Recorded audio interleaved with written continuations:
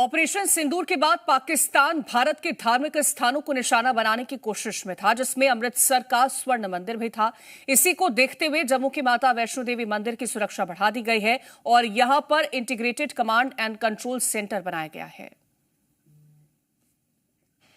Operation सिंदूर के बाद पाकिस्तान की तरफ से हमारे रिलीजियस प्लेसेस को भी टारगेट करने की कोशिश की गई थी। जिस तरह से हमने देखा कि गोल्डन टेंपल अमृतसर को भी निशाना बनाने की यहां पर साजिश पाकिस्तान की तरफ से की गई, जिसे पूरी तरह से विफल किया गया। बावजूद इसके पाकिस्तान और उसके पाले हुए आतंकी लगातार ये कोशिशें करते रहते हैं कि जम्मू कश्मीर में और खासतौर पर भारत के अलग अलग हिस्सों में जो रिलीजियस प्लेसेस हैं उन्हें टारगेट किया जाए। ऐसे में अब सुप्रसिद्ध माता वैष्णो देवी के दरबार में भी सुरक्षा जो है वो कई गुना बढ़ा दी गई है और इस समय हम इंटीग्रेटेड कमांड और कंट्रोल सेंटर में मौजूद हैं, जहां पर आप देख सकते हैं कि कैमरास जो हैं उनकी संख्या बढ़ा दी गई है और साथ ही साथ एक ICCC कमांड सेंटर जो है बनाया गया है, जिसका मकसद यह है कि जितना भी कटरा से लेकर भवन तक का यात्रा मार्ग है उसे पूरी तरह से सुरक्षित यहां पर किया जाए। और ये सारे कैमरास जो हैं वो AI बेस्ड कैमरास हैं। अगर आपको बता दें कि पिछले 6 महीने से जो शाइन बोर्ड है वो लगातार इस पर काम कर रहा था। एक सिक्योरिटी रिव्यू मीटिंग जो है वो की गई थी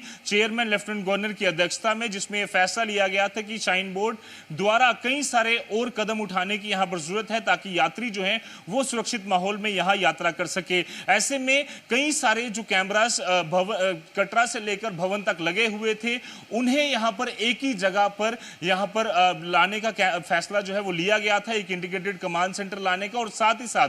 पहले 500 कैमरास AI बेस्ड कैमरास जो है वो लगे हुए थे और अब 200 और कैमरास जो है बढ़ाए गए हैं। ये सभी cameras P2Z ultra HD cameras हैं और इन सबको AI बेस्ड इसलिए कहा जा रहा है क्योंकि इनमें फेशियल रिकॉग्निशन, साथ ही साथ जेस्चर रिकॉग्निशन के साथ साथ नंबर प्लेट रिकॉग्निशन जैसी फैसिलिटी जो है वो भी यहां पर मौजूद है। आप देख सकते हैं लगातार अलग अलग जगह पर जो कैमरास हैं वो लगे हुए हैं और इनकी निगरानी इसी सेंटर से लगातार 2400 घंटे यहां पर चलती रहेगी। इसीलिए यहां पर एक टीम जो है वो 2400 घंटे रहेगी इस कमांड सेंटर में, जिसमें शाइन बोर्ड के कर्मचारियों के साथ साथ CRPF के और जम्मू कश्मीर पुलिस के आला अधिकारी जो हैं वो लगातार 2400 घंटे यहां पर मौजूद रहेंगे और इन कैमरों की निगरानी जो है वो यहां पर करेंगे। इससे पहले जो कैमरास लगे हुए थे वो अलग अलग पॉइंट्स पर उनकी एक फीड जो है वो आती थी और अब इसका एक इंटीग्रेटेड कमांड सेंटर बनाने का मकसद ये है कि जितने भी कैमरास अलग अलग जगह पर लगे हैं उनकी एक ही जगह फीड जो है पहुंच सके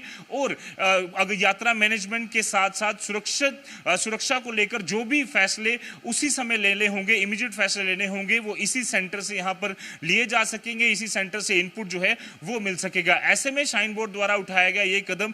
यात्रियों के लिए एक सुरक्षा तो मुहैया करवाएगा ही करवाएगा, बट साथ ही साथ इस तरह की भी यहां पर जो है फैसले लिए जा सकेंगे जिसमें कि यात्रा मैनेजमेंट और भीड़ ना बढ़े और साथ ही साथ जो भी श्रद्धालु यहां पर पहुंचे उसके मन में यह विश्वास हो कि हम यहां पर आ रहे हैं तो साफ तौर पर हमारे लिए एक सुरक्षित माहौल भी है और शाइन बोर्ड ने अपनी तरफ से हर एक तैयारी यहां पर पूरी कर ली है। वीडियो जर्नलिस्ट मानिक जोधपुर, आजी मीडिया।